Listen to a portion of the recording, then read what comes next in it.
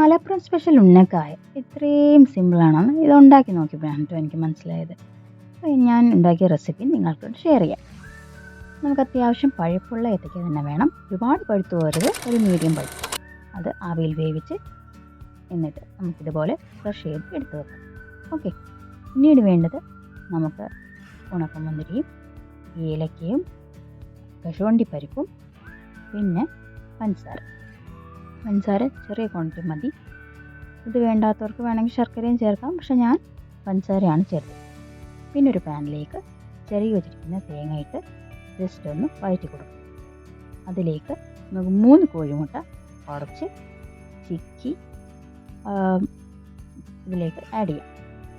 എന്നിട്ടൊരു പാൻ വെച്ചിട്ട് നെയ്യോ എണ്ണയോ ഒഴിച്ച് നമ്മളെടുത്ത് വെച്ചിരിക്കുന്ന അണ്ടിപ്പരിപ്പും നമ്മുടെ ഉണക്കമുന്തിരിയും വഴറ്റി ഇതിലേക്ക് ചേർക്കും.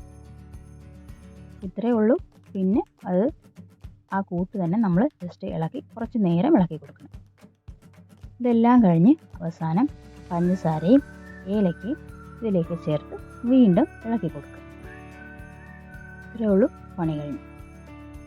ഇനി ഇതിൻ്റെ ഉണ്ട ഉരുട്ടുക എന്നുള്ള ജോലി മാത്രമേ നമുക്കുള്ളൂ. ഓക്കെ,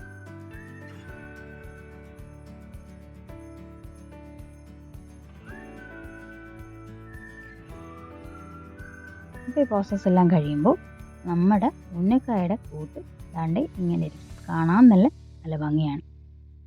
ഇനി വേറൊന്നുമില്ല, നമ്മൾ കൈവെള്ളയിൽ കുറച്ച് എണ്ണ പുരട്ടിയിട്ട് വേണം ഏത്തക്കയുടെ ക്രഷ് ചെയ്ത് വെച്ചിരിക്കുന്നില്ല ഇതെടുത്ത് നമ്മൾ ഒരു ഉണ്ട ഉരുട്ടി അത് ജസ്റ്റ് പരത്തി അതിലൊരു ചെറിയ കുഴി ഉണ്ടാക്കി ഈ കൂട്ടത്തിലേക്ക് ഫില്ല് ചെയ്ത് കൊടുക്കും. എന്നിട്ട് വീണ്ടും പിടിച്ച് ഇതുപോലെ ഉണ്ടാകും. അപ്പോൾ നമുക്ക് സിമ്പിളായിട്ട് ഇതുപോലെ ആക്കിയെടുക്കാൻ പറ്റും. ഇതിൻ്റെ പണിയൊന്നുമില്ല, ജസ്റ്റ് എണ്ണയിലിട്ട് ഷാലോ ഫ്രൈ ചെയ്തെടുത്താൽ മാത്രം മതി. ഗോൾഡൻ ബ്രൗൺ ആവുന്നവരെ ഇളക്കി കൊടുക്കും. Okay, thank you.